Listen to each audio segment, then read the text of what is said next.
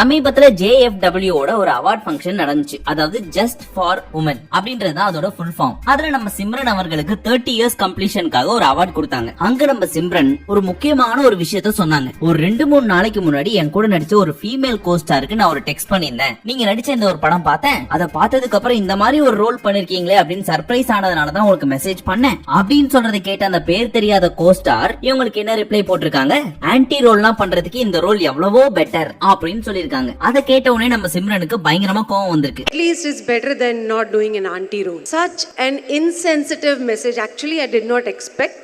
அங்க என்ன ரெஸ்பாண்ட் பண்ணாங்க அப்படின்னு தெரியல. பட் இங்க எந்த அளவுக்கு அவங்க கோவப்பட்டு பேசினாங்க, எவ்வளவு வருத்தப்பட்டாங்க அப்படின்றத அவங்க பேசுறதுலே தெரிஞ்சு. பட் இதெல்லாத்தையும் பார்த்த நம்ம மக்கள் ஒரு பக்கம் ஜோதிகாவை போட்டு கண்ணா பின்னான்னு திட்டி தீக்குறாங்க, இன்னொரு பக்கம் த்ரிஷாவை போட்டு அடிக்கிறாங்க, மூணாவதா லைலாவையும் போட்டு அடிக்கிறாங்க. இந்த 3 கோஸ்டார்ல யாரோ ஒருத்தங்க தான் பண்ணிருக்காங்க அப்படின்றது கன்ஃபார்ம் ஆயிடுச்சு. பட் யார் அந்த கோஸ்டார், என்ன அப்படி சொல்லிருக்காங்க, எதனால அவங்க கோவப்பட்டாங்க, அப்படி சிம்ரன் பார்த்து சர்ப்ரைஸ் ஆகிற ரோல் என்ன ரோலா இருக்கும் அப்படின்றதெல்லாம் ப்ரூஃபோட உங்களுக்கு நான் சொல்ல போறேன். பட் அதுக்கு முன்னாடி அந்த கோஸ்டார் யாரு அப்படின்றது தெரியறதுக்கு முன்னாடியே இவங்க தான் அப்படின்னு பிளைண்டா அசியூம் பண்ணிட்டு ஒருத்தவங்கள போட்டு மட்டும் செய்யும் செஞ்சிட்டு இருக்காங்க. ஏன் அப்படின்னு கேட்டா, ரீசெண்டா அவங்களுக்கு ஒரு நெகட்டிவ் ஷேட் வந்துருச்சு. உடனே நீங்க நயன்தாரான்னு நினைச்சிட போறீங்க, அவங்க எப்படியோ தப்பிச்சு இதுல இருந்து போயிட்டாங்க. ஆனா இப்ப மாட்டிட்டு இருக்கிறது நம்ம ஜோதிகா. ஏன்னா ரீசெண்டா டப்பா கார்ட்டல் அப்படின்னு சொல்லி ஒரு வெப் சீரிஸ் நடிச்சாங்க ஹிந்தில. मुझे तो लगता है हमें हवन करा लेना चाहिए।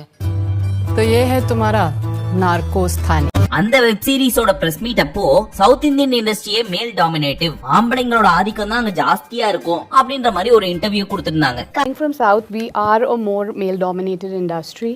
And the change has come in now, I think, even in Bollywood. இத பார்த்துட்டு நம்ம மக்கள் அது எப்படி நம்ம ஊர்லயே நடிச்சுட்டு நம்ம ஊரையே பத்தி அங்க போய் தப்பா பேசலாம் அப்படின்னு போட்டு திட்ட ஆரம்பிச்சது.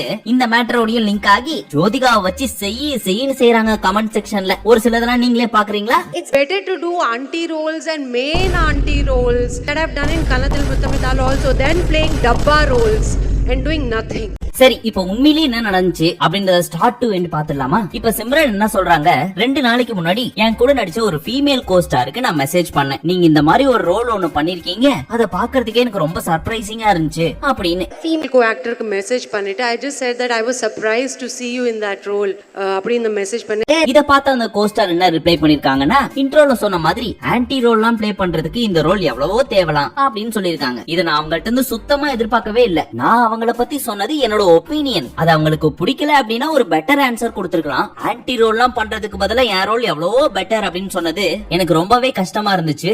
You know, it's better to do anti roles and main anti roles.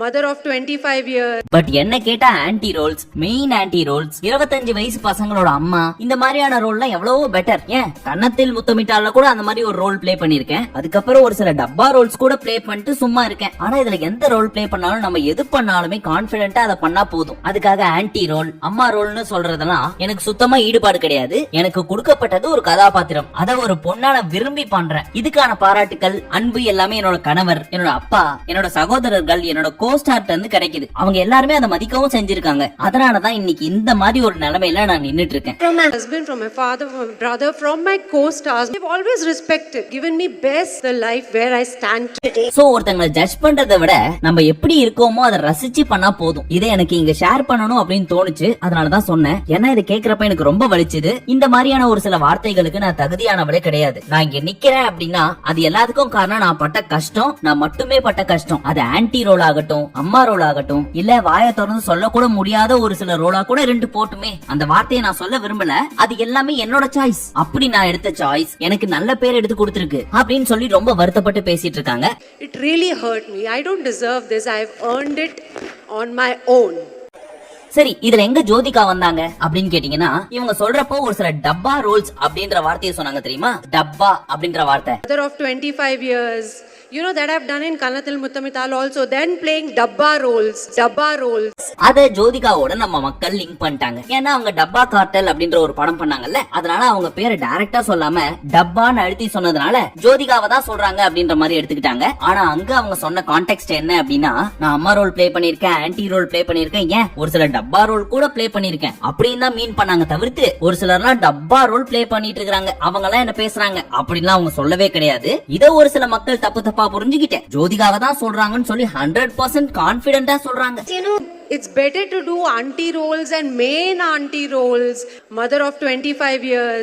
சரி, அது ஏன் ஜோதிகாவா இருக்க கூடாது? நீ எப்படி கான்பிடென்ட்டா ஜோதிகா கிடையாதுன்னு சொல்ற அப்படின்னு கேட்டீங்கன்னா, இங்க நம்ம சிம்ரன் சொன்ன மாதிரியே ஜோதிகாவும் அம்மா ரோல் பிளே பண்ணிருக்காங்க. உடன்பிறப்புன்னு ஒரு படம் வந்துச்சு தெரியுமா, சசிகுமாரோட, அந்த படத்துல. அதே மாதிரி பச்சை கிளி முத்துச்சரம் அப்படின்னு ஒரு படம் வந்துச்சு, அந்த படத்துலயும் ஒரு டிஃபரெண்டான ஒரு ரோல் பிளே பண்ணிருப்பாங்க. இதெல்லாம் தாண்டி ஜோதிகாவை சிம்ரனை பத்தி ஒரு இன்டர்வியூல என்ன சொல்லிருக்காங்க நீங்களே கேளுங்களேன். எனக்கு all time favorite is Simran. Who would you cast Chandramukhi? Simran, she's a dancer and she was originally also supposed to do the film. She was a perfect choice. என் டைம்ல எனக்கு சிம்ரன் தான் ரொம்ப பிடிச்சிருக்கு. ஆமா, but she is my all time favourite. Simran கூட நிக்கிறப்போ I will really be scared to act because Vaali எல்லாம் பார்த்துட்டு I felt wow. இப்படி நிறைய இன்டர்வியூல இவங்களே சொல்லிருப்பாங்க Simran is all time favourite அப்படின்ட்டு. எப்படி நம்ம தளபதி நான் ஒரு சூப்பர் ஸ்டார் ஃபேன் அப்படின்னு எல்லா படத்துலயும் ரெஃபரன்ஸ் வைக்கிறாரோ, இல்ல ஒரு சில இன்டர்வியூஸ்ல எல்லாம் சொல்றாரோ, அந்த மாதிரின்னு வச்சுக்கோங்களேன். எத்தனை ரஜினி படம் பார்த்திருக்கோம்.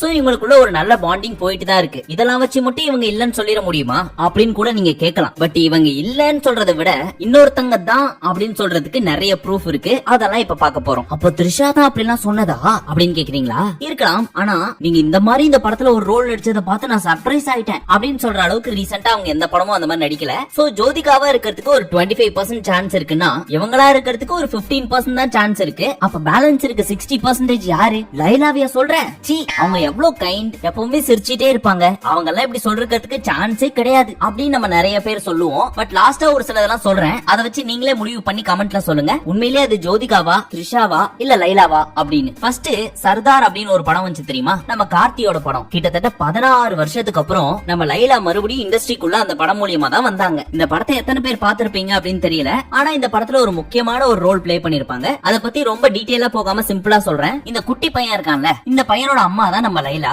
இந்த படத்துல ஒரு சோஷியல் ஆக்டிவிஸ்டா இருப்பாங்க. ஆனா நோட் பண்ணி பாத்தீங்கன்னா, இந்த ரோலுக்கு ஃபர்ஸ்ட் சைன் ஆஃப் ஆனது நம்ம சிம்ரன் தான். பட் சிம்ரன் அந்த டைம்ல வேற சில படங்கள்ல கமிட் ஆனதுனால இந்த ரோலை அவங்களால பிளே பண்ண முடியல. சோ லைலாவை கூப்பிட்டாங்க, அவங்க அந்த படத்தை நடிச்சு கொடுத்தாங்க. இப்ப நெக்ஸ்ட் சர்ரன் அப்படி கோட் படத்துக்கு வருவோம். இதுதான் அவங்க நடிச்ச அடுத்த படம். இந்த படத்தையும் மோஸ்டா நீங்க எல்லாரும் பாத்திருப்பீங்க. அப்படியே கொஞ்சம் பிளாஷ்பேக் போவோமா. இப்ப நம்ம பையன் விஜய் இருக்காரு தெரியுமா, அவர் திரும்பி வீட்டுக்கு வர்றப்போ வயசான ஸ்னேகா மாதிரி காமிப்பாங்க. ஏன்னா அம்மா ரோல்ல காமிக்கணும்ல, அதனால அப்படிதான் காமிச்சாகணும். ஆனா நம்ம லைலா இருக்காங்கல்ல, அவங்க அந்த சின்ன சின்ன கண்கள் அப்படின்ற பாட்டுல அவுட் ஆஃப் போக்கஸ்ல தான் வருவாங்க. அதுக்கப்புறம் ஸ்ரீநிதி செத்ததுக்கு வர மாட்டாங்க, பிரசாந்த் செத்துட்டாருன்னு சொன்னதுக்கு அப்புறமும் வர மாட்டாங்க, அந்த பாட்டுக்கு அப்புறம் அந்த படத்துல இருக்கவே மாட்டாங்க. ஸ்னேகா மட்டும் தான் வந்துட்டு இருப்பாங்க. ஒரு காரணம் எங்களால ஏத்துக்கவே முடியாது அப்படின்னு ஒரு சிலர் சொல்லலாம். நெக்ஸ்ட் ரீசெண்டா சப்தம் அப்படின்னு ஒரு படம் வந்துச்சு. அதுதான் இவங்க நடிச்ச 3வது படம் கோட்டுக்கு அடுத்தபடியா. இந்த படத்துல லைலா அண்ட் சிம்ரன் 2 பேருமே சேர்ந்து நடிச்சிருப்பாங்க. அதுல இவங்க ரோல் என்ன கேரக்டர் அதெல்லாம் நமக்கு தேவையில்ல. 2 பேரும் சேர்ந்து நடிச்சிருக்காங்கன்றது மட்டும் ஃபிக்ஸ் பண்ணிக்கோங்க. இப்போ நம்ம சிம்ரன் சொன்ன அந்த டயலாக கேளுங்க. Just recently நான் என்னோட ஃபீமேல் கோ-ஆக்டருக்கு மெசேஜ் பண்ணிட்டு I just said that I was surprised to see you in that role.